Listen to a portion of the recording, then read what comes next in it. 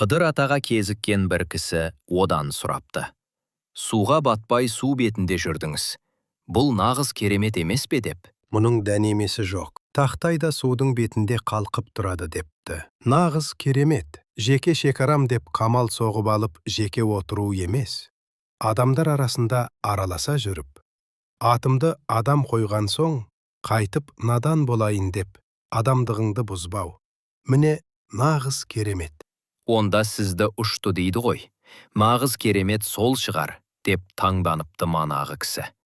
Ұшқанның керемет жері жоқ. Шыбын даушады. Нағыз керемет. Елдің бәрі жеп жатыр ғой. Бұл бір шанс. Деп жемқорлық пен пара алуды мүмкіндік деп санаған мына заманда.